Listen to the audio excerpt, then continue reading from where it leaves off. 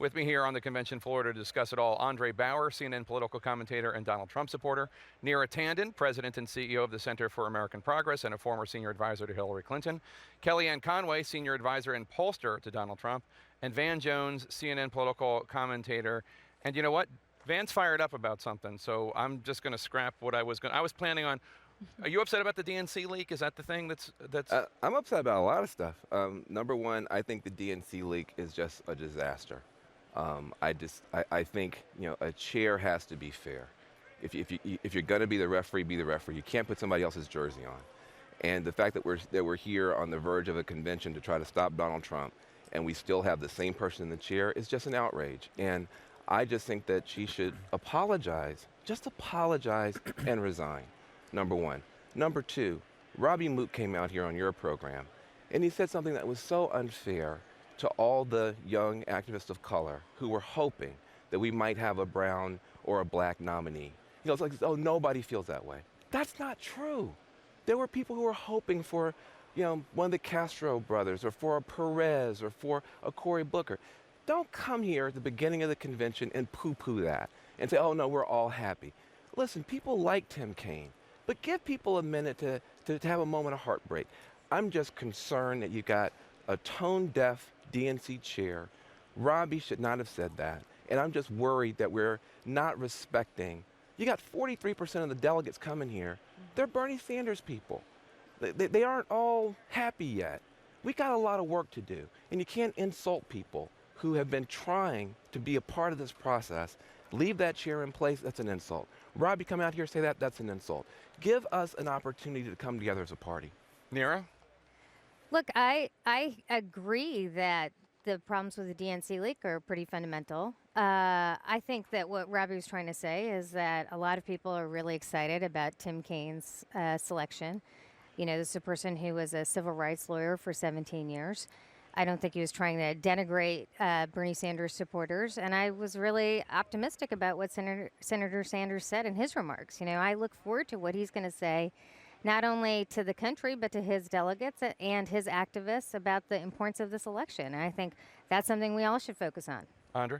I don't think they lost anything, but I think it was an opportunity to really make a gain for the Democratic Party. I think they should have put someone of color or a business person to try to offset the group that Trump's hitting. I think, again, the talking heads and a lot of the people within the parties are missing the Bernie folks and the Trump folks, and they're not getting them on their radar to digest. There is a group of folks out there that feel like nobody's talking about them, nobody cares about them anymore, and they're frustrated. Kellyanne, as a polling matter, as somebody who wants to defeat Hillary Clinton in the fall, do you think that Tim Kaine was a good pick, feeding into the Clinton idea of stable experience? Steady as ready, yeah. I call it. Or should she have gone with somebody of color who was maybe a little less well-known or younger, but somebody that might appeal more to people of color, like Van, who wanted somebody? I completely understand what Van is saying, and especially just this sort of toxic brew, this hot mess that is the Democratic Party right now going into their convention between the WikiLeaks, the Kaine pick demoralizing lots of folks who saw that there were other people on the short list who animated them more. I have to go with Michael Moore here, the liberal activist who said progressives will stay home. Former NAACP President Ben Jealous said this doesn't add anything, that he was hoping for a person of color to reach out to different demographics. And here's the problem for Hillary Clinton. She's seen as safe and scripted. This was a very safe choice for her. Although Tim Kaine has a liberal record, he actually does zero to animate the 43% or so of the party or Bernie Sanders delegates who are coming in here wanting to feel like they're part of this party. Between that and the DNC leaks questioning his religiosity, this is not a pretty picture. Go ahead. I recognize that Kellyanne and Andre want to criticize the VP pick. I get that. But No, the I'm reality thrilled. but the reality of this is that we have a lot of people from the left and moderate groups who are supporting Senator Kaine's selection. And, I have to say, I hear from people like Senator Flake from Arizona, who says he's a great pick. And then you also hear from NARAL, Labor, a whole series of groups, and Senator Sanders, who just said he has a great respect for him and recognizes he'll be a strong pick. Yeah, I think that Tim Kaine is probably going to wind up being one of the more beloved people in the country, well, by both sides. And I've never heard anybody say a bad thing about Tim Kaine. I just think that there is a progressive wing of the party that needs a minute to digest this. Absolutely. I think there's a black and brown base to the party that needs a minute to digest this. And when a Robbie Mook comes out here and says, hey, you know, everybody's happy, that just rubs people the wrong way. And I don't think that our party is a hot mess. I think I saw a hot mess last week.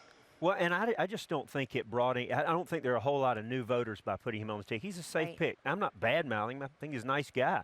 I just don't think he reaches out and grabs any Trump voters, any independents, any moderate, any folks that are looking at Gary Johnson. I don't think he brings any of those people back in the fold. It's more of a governing pick than I think it's a governing pick, but I also think there are a slew of independent voters who are looking at the Trump what happened over the last 4 days and are actually thinking, you know, that is a terrible vision of America. And I think Tim Kaine's optimism and the fact that you have a lot of Republicans who are saying positive things about him in his state, in the Senate, actually is reassuring. I mean, also he's got a strong progressive record. So I think the idea, Neera, let's be fair. The idea that other senators, other politicians are saying this politician is great doesn't really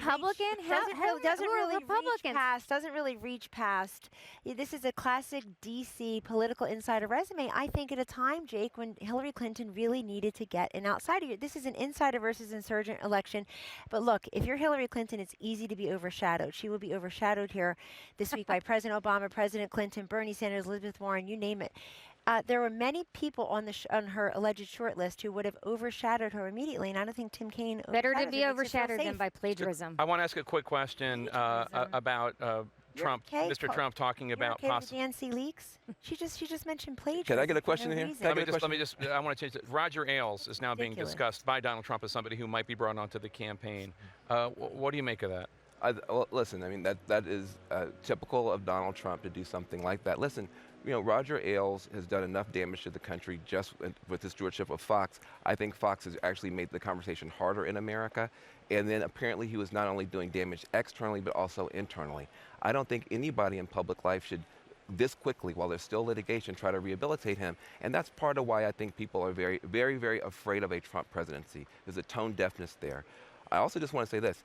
Listen, we've got a whole bunch of people on their way to Philadelphia right now. And some of them are very happy about what's going on, and some of them need some persuading. They need some hand-holding. They need a little bit of respect, a little bit of patience, because otherwise this thing could become a very bad thing. I don't want 2 train crashes in a row. The Republicans have their train crash. Let's try to respect each other and be good to each other. All right.